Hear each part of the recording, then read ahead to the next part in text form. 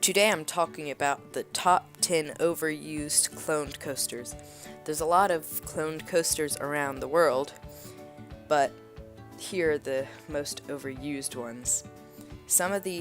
Most of these aren't bad, and most of these are actually good coasters, but they're just cloned too much.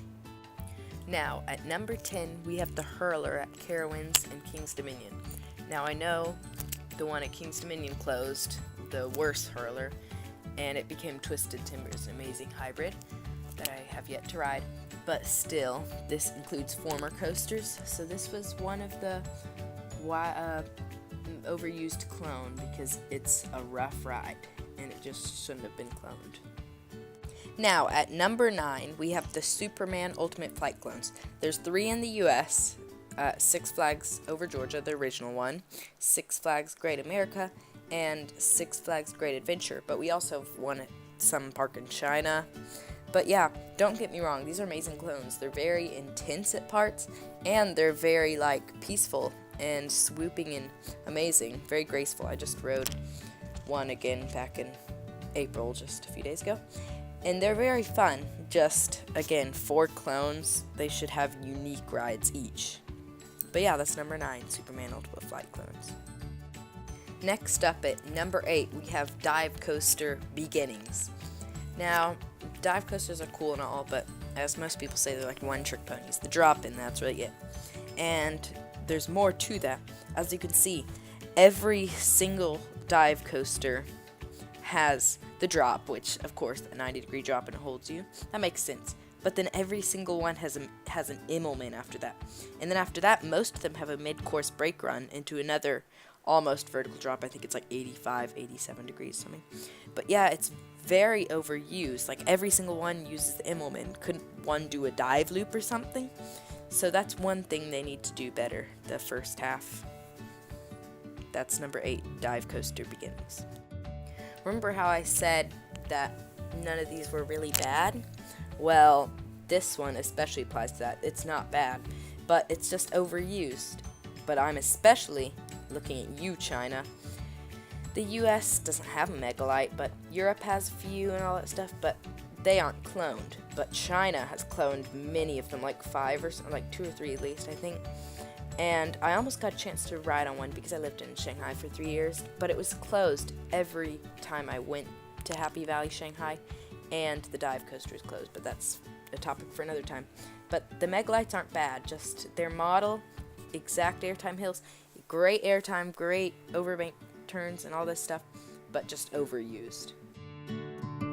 So, at number 6, almost in the top 5, we have backlot stunt coasters. There's one at King's Dominion, one at Kings Island, and one at Canada's Wonderland. Again, you'd think they could do something unique for each one, but they don't. It's just overused. They're fun, but they only go at maximum speed of 45 miles an hour. At least they're fun, though. Now, at number 5, we have the Premier Skyrocket 2 clones. Now, these are fun rides. They're pretty fast, 63 miles an hour, have one inversion. It's a really slow one. It's awesome, has 3 launches, 2 forward one, 1 backwards one, and it's 150 feet tall, but it's just overused so much. They're fun, but again, this is overused. It should be more unique than just this. But they are cheap, that's why parks love them. At least they're thrilling, though. At number 4, we have the Batman the Ride clones. Now, they're not just at Six Flags parks. There's one at SeaWorld San Antonio, some in other places too. They're just very popular, but this is the best that clones get when there's a bunch. I think there's like 15 or something. Like half the world's inverts, B&M inverts at least, are these clones, but they're very intense. They have a maximum G-force of 4, so positive. So they like push you back into your seat, and it is intense.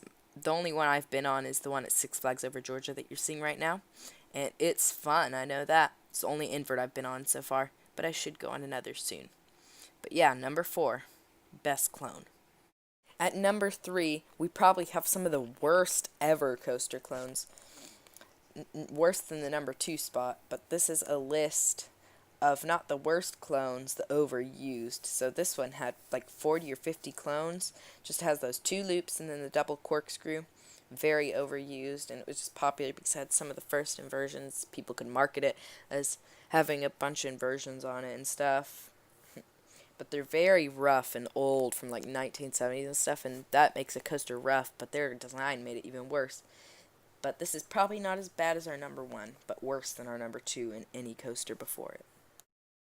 Next up, we have possibly one of the most overused clones ever. It's the Vekoma Boomerang. These are just everywhere, almost at every park.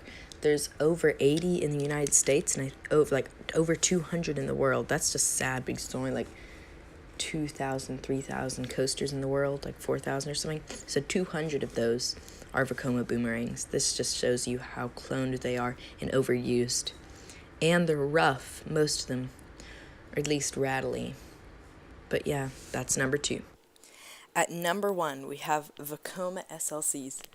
Vekoma SLCs may possibly be the number 1 worst roller coaster type in the world.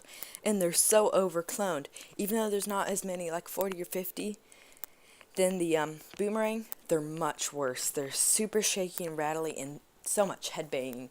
And with the new restraints, some of them will hurt your legs or hurt other things than just your head, maybe your shoulders.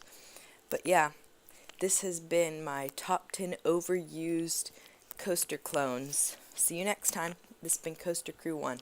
Bye.